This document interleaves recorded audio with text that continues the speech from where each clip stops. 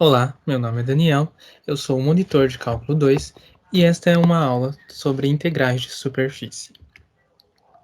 Bem, o que são integrais de superfície? As integrais de superfície, como o nome próprio fala, calcula a superfície de uma região no espaço. Nessa situação, nós atrelamos à região dois vetores, ou seja, a função que define a superfície passa a ser definida por vetores. As integrais de superfície são integrais duplas, ou seja, definidas apenas para duas variáveis. Entretanto, as superfícies se encontram no espaço, como foi dito anteriormente. Ou seja, elas são definidas por três variáveis. Como que nós resolvemos a situação? Para contornar a situação, fazemos uma transformação, colocando a terceira variável z em função das demais, x e y. Mais à frente nós vamos ver com o exemplo como isso é feito. Se nos lembrarmos de geometria analítica e álgebra linear, constataremos que o módulo do produto vetorial entre dois vetores nos resultam da área do paralelogramo formado por as retas paralelas aos seus vetores. Ou seja, nós temos aqui dois vetores, V1 e V2, ambos com sentido, orientação e módulo. Nós temos então que a área do paralelogramo é dado pelo módulo do produto vetorial entre os dois vetores V1 e V2.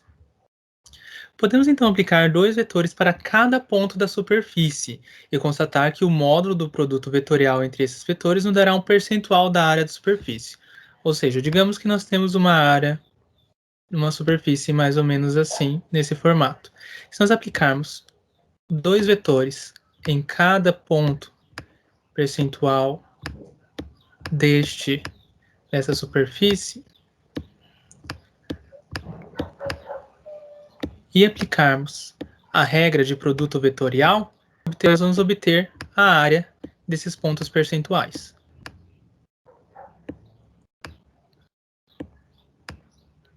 Se nós somarmos todas essas pequenas áreas que nós encontrarmos, nós vamos obter a área total da superfície da nossa região. Vamos considerar um paraboloide esférico definido pelos vetores V1 e V2. Nós temos aqui um paraboloide esférico com raio 1, como podemos ver aqui. E ele está definido aqui por dois vetores, o vetor V1, que está aqui paralelo ao eixo X, e o vetor V2, que está paralelo ao eixo Y. Ou seja, o vetor V1 ele só é definido para o eixo X e para o eixo Z. Para o eixo Y, ele não é definido. E o vetor V2 ele só é definido para o eixo Y e para o eixo Z. O eixo X ele não é definido. Então, nós ficamos com a seguinte definição. V1, o vetor V1 é definido para X, não é definido para Y, e para o nosso eixo Z, nós estamos considerando aquela transformação que foi falada anteriormente, né? A transformação do R3 para o R2, ou seja, do espaço para o plano. Ou seja, nós colocamos a definição do eixo X, do eixo Z, perdão, em função do eixo X e Y. E nosso vetor V2 não está definido para o eixo X, está definido para o eixo Y, e da mesma forma como fizemos para o vetor V1, a coordenada Z dele vai estar em função de X e Y. Sabemos que o módulo do produto vetorial nos resulta na área, ou seja, como nós vimos lá atrás, né? Nós temos dois vetores. Quando calculamos o produto vetorial entre eles e tiramos o módulo, nós obtemos a área desse paralelogramo aqui. Se dividirmos esses vetores infinitesimalmente, e por consequência todos os vetores que definem o paraboloide, teremos uma parcela infinitesimal para as integrais de superfície denotada por ds.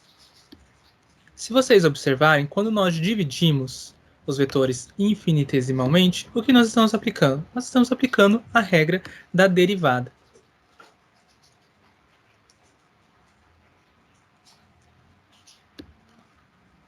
Nós aplicamos a regra fundamental da derivada. Então, basicamente, é isso que nós estamos fazendo na nossa região. Nós estamos derivando todos os vetores que definem ela.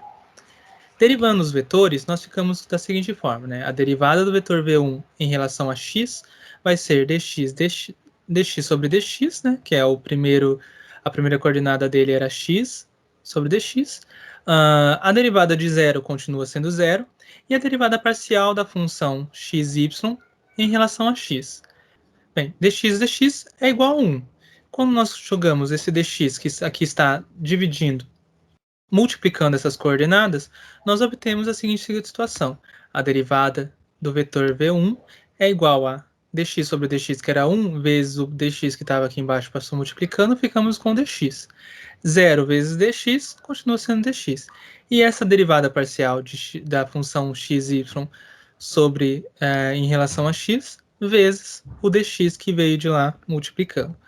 A mesma coisa para o vetor v2. Nós temos a derivada do vetor v2 em relação a y, vai ser 0 para a coordenada x, dy sobre dy, que aqui vai resultar novamente em 1, e a derivada parcial da função f de x, que define a nossa coordenada z, em relação a y. Passando esse dy que está aqui dividindo para cá, multiplicando, nós obtemos então que a derivada do vetor v2 é igual a 0, dy, derivada parcial de f de xy em relação a y, vezes dy. O que isso nos leva?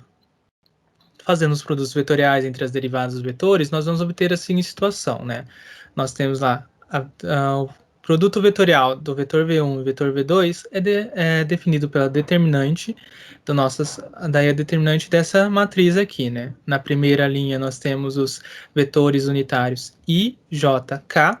Na segunda linha nós temos as coordenadas que definem o vetor v1, que é igual a dx, 0, derivada parcial de f de x, y em relação a x, vezes dx, e na última linha nós temos as coordenadas que definem o vetor v2, que é igual a 0, dy, derivada parcial de f de x, y em relação a y, vezes dy. Fazendo essas multiplicações, fazendo aqui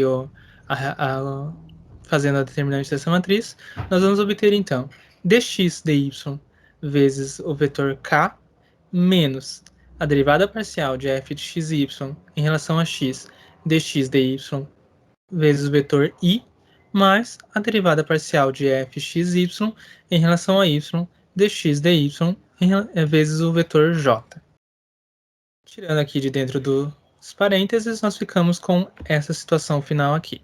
E arrumando só para ficarmos com os vetores certinhos, nós ficamos que esse produto vetorial é igual a menos a derivada parcial de f de xy em relação a x, dx dy, menos a derivada parcial de f de xy dy em relação a y, dx dy, j, mais dx dy, k. Agora nós precisamos encontrar o módulo desse novo vetor, né? Para isso, o que a gente vai lembrar? O que a gente tem que fazer? Nós vamos lembrar que o módulo de um vetor pode ser encontrado pelo Teorema de Pitágoras, que nesse caso pode ser estendido para o R3. Ou seja, nós pegamos os coeficientes que vem aqui na frente dos nossos vetores unitários e o que nós fazemos com eles? Nós aplicamos o quadrado em cada um e o resultado nós aplicamos a raiz quadrada. Ficamos da seguinte maneira, então. O produto vetorial entre os vetores v1 e v2 é igual a raiz quadrada de menos o derivado parcial de f de xy em relação a x, dx dy ao quadrado, mais menos a derivada parcial de f de xy em relação a y, dx dy ao quadrado, mais dx dy ao quadrado. Vamos notar que a parcela dx dy, ela aparece em todos os nossos coeficientes aqui, em todas as nossas parcelas que estão dentro da raiz. O que nós podemos fazer? Nós podemos retirá-las, né? Colocá-las em evidência em cada caso. Nós ficamos com essa situação aqui. Bem, como elas aparecem em todos os casos, nós podemos colocá-las em evidência. Ficamos então com a raiz quadrada da derivada parcial de f de xy em relação a x ao quadrado, mais a derivada parcial de f de xy em relação a y ao quadrado, mais 1. Tudo isso vezes dx dy igual ao quadrado, perdão. Se vocês notarem, se multiplicarmos essa parcela por cada parcela que está aqui dentro dos colchetes, nós vamos obter esse caso aqui novamente. Então, basicamente, o que nós fizemos foi colocar o nosso dx dy ao quadrado em evidência. Por quê? Porque agora nós podemos retirá-lo dos parênteses. Ficamos, por fim, então, que o produto vetorial entre o vetor v1 e v2 é igual à raiz quadrada da derivada parcial de f de xy em relação a x ao quadrado, mais a derivada parcial de f de xy em relação a y ao quadrado, mais 1, e essa raiz toda, essa parcela toda vezes o nosso diferencial dx dy. A isto aqui nós damos o nome de ds, né, que é o nosso diferencial de superfície. Então, nós temos, portanto, que o nosso diferencial de superfície para as integrais de superfícies é dada por esta parcelinha aqui. Ou, né, ou com outra denotação, né, nós temos aqui a nossa coordenada z, derivada parcial primeira em relação a x ao quadrado, mais a nossa coordenada z, derivada parcial primeira em relação a y ao quadrado, mais 1, tudo dentro dos parênteses aqui, vezes dx dy. Para encerrar, nós podemos colocar os dados resumidos na nossa integral, né? Então, nós temos aqui uma integral dupla, que é a definição, né, das integrais de superfície, da nossa função, que define a região, né, da superfície, e essa função, vocês têm que notar que ela está definida para x, para y, e na coordenada z, nós temos uma outra função que está em função de x e y. Ela nunca vai estar em função de z. Então, antes de começar os cálculos numa integral de superfície, nós devemos passar a coordenada z para... Nós devemos deixá-la em função de x e y, para depois iniciar os nossos cálculos. E aqui nós temos o nosso percentual, nossa parcela infinitesimal, que nós acabamos de... Ou seja, nós vamos ter, então, essa configuração aqui nas integrais de superfície. Para ficar mais claro essa ideia, nós vamos resolver agora um exemplo. Calcule a integral de superfície, né, integral dupla x ao quadrado z ao quadrado ds, onde s é a parte do cone z ao quadrado igual a x ao quadrado mais y ao quadrado, que está entre os planos z igual a 1 e z igual a 3. Bem, o nosso enunciado nos deu tudo que nós precisamos. Ele quer que nós calculemos a integral de superfície e ele nos deu aonde que é definida essa superfície S. Como nós vamos proceder? Pelo enunciado, nós sabemos que a coordenada z está definida entre 1 e 3. A função z tem que ser colocada em função de x e y, como nós havíamos já falado anteriormente. Ou seja, devemos isolar z na função da parte do cone. Nós temos aqui essa função, z ao quadrado igual a x ao quadrado mais y, né, ao quadrado. Quando nós isolamos o z nessa função, nós ficamos apenas com a raiz quadrada de x ao quadrado mais y ao quadrado. E o que nós vamos fazer? Nós vamos ter que substituir essa função aqui dentro da nossa função que está aqui dentro do nosso integrando. Então, onde tem z aqui, nós essa função. Ou seja, nós vamos colocar então a nossa equação que está em função de x, y, z, daquela forma que nós precisamos ter para fazer a integral de superfície, que ela deve ficar em função de x, y, g de x, y. Ou seja, onde tem z, nós substituímos por raiz quadrada de x ao quadrado mais y ao quadrado. Ficamos então com x ao quadrado, que já vem da nossa equação inicial, vezes a raiz quadrada de x ao quadrado mais y ao quadrado, tudo isso ao quadrado, pois nós substituímos apenas o z. O quadrado também aparece ali porque ele não faz parte da nossa substituição. Quando nós aplicamos essa raiz quadrada ao quadrado, ela some, elas se cortam, né? Nós temos uma raiz quadrada que está ao quadrado. Então, nós ficamos com x ao quadrado vezes y ao quadrado vezes x ao quadrado mais y ao quadrado. Não vamos fazer essa multiplicação, nós vamos manter a nossa equação dessa forma para mais para frente facilitar os nossos cálculos. Nós temos então, né, novamente aqui a nossa integral genérica de superfície. Como nós vamos proceder? O que nós temos até o momento? Nós temos a função f de x, y, g de x, y, mas nós não temos nem a derivada parcial de z em relação a x, nem a derivada parcial de z em relação a y. Antes de iniciarmos os cálculos, nós vamos encontrar, então, as derivadas parciais de z em relação a x e z em relação a y. Nós temos, então, a derivada parcial de g de x, y em relação a x, que, no caso, é o nosso g de x, y, nós encontramos lá atrás, é x ao quadrado, raiz quadrada de x ao quadrado mais y ao quadrado, fazendo isso em relação a x. Para encontrar essa derivada, nós aplicamos a regra da cadeia de derivação. Nós não vamos fazer isso aqui, pois esse é um conteúdo passado. Em caso de dúvida, é importante revisitar esse conteúdo. O resultado ficará, então, x sobre a raiz quadrada de x ao quadrado mais y ao quadrado. E para outra derivada parcial, nós fazemos a mesma situação, porém agora derivando em relação a y.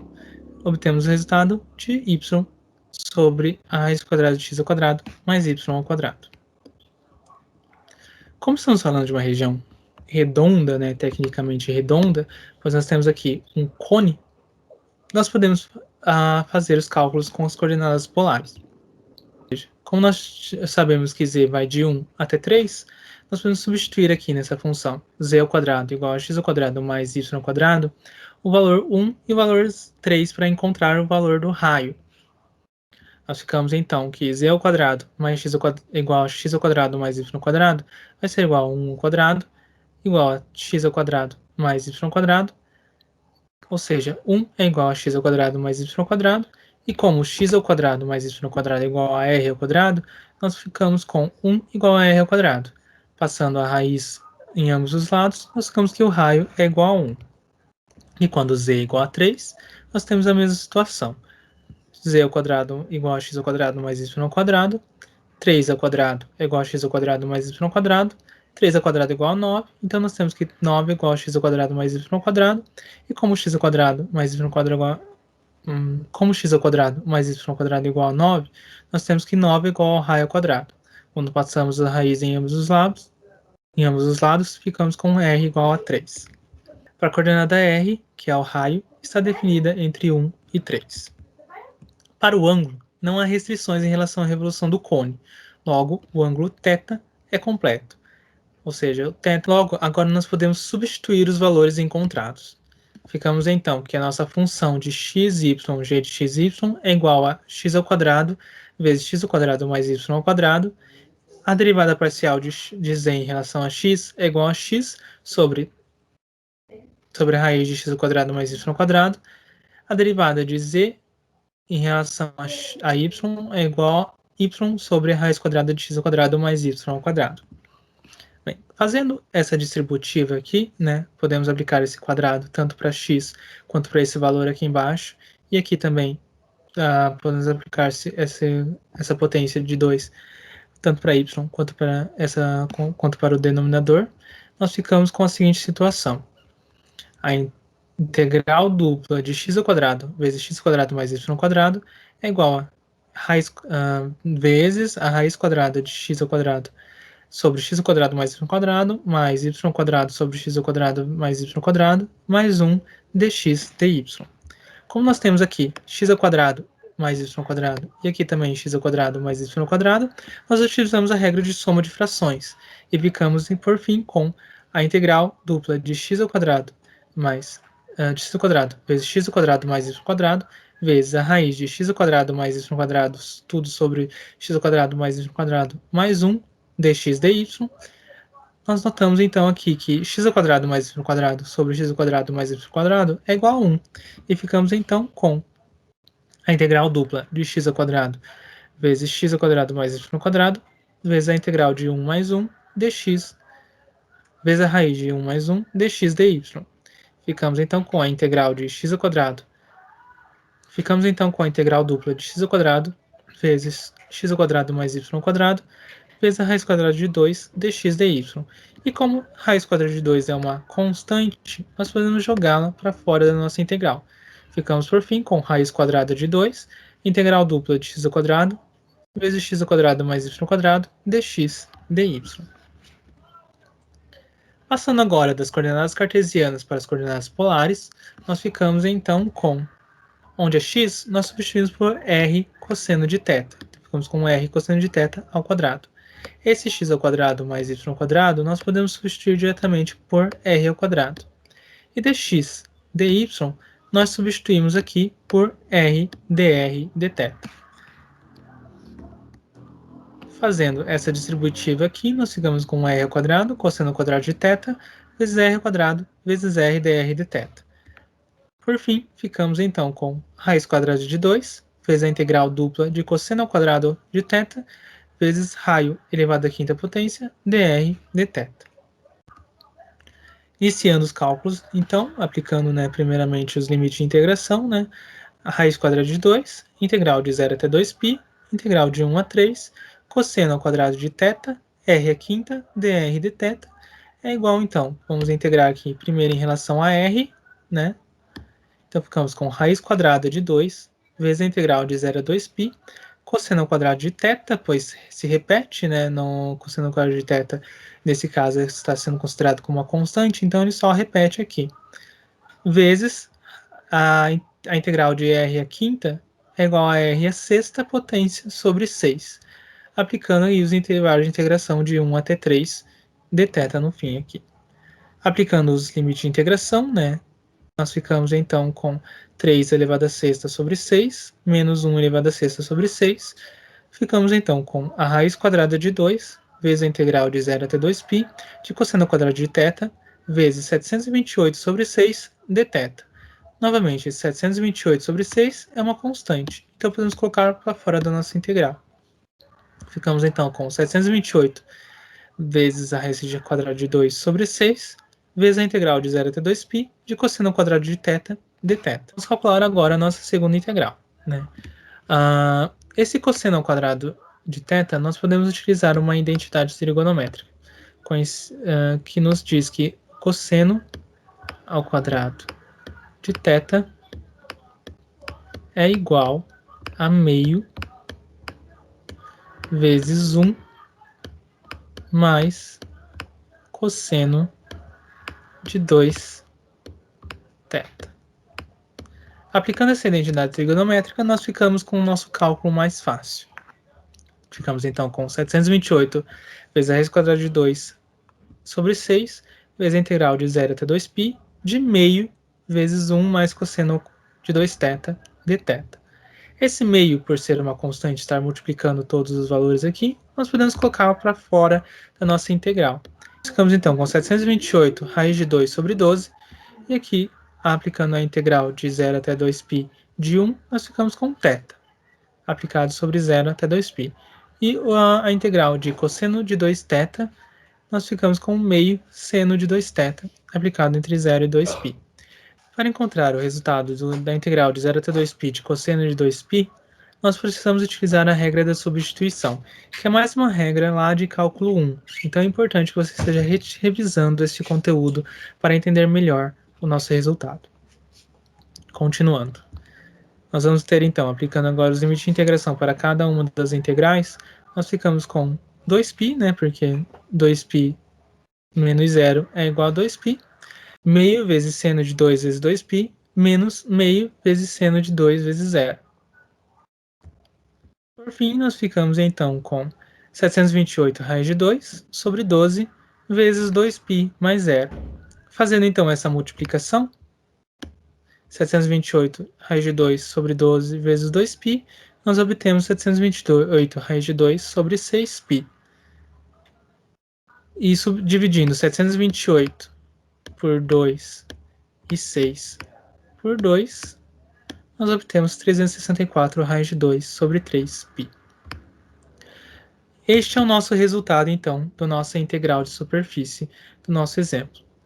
Se tiver dúvida, você pode estar revisitando os conteúdos de cálculo 1 e cálculo 2 para estar entendendo melhor os resultados, ou visitando o meu canal. É só clicar no link aqui embaixo. Até mais. Obrigado por assistir.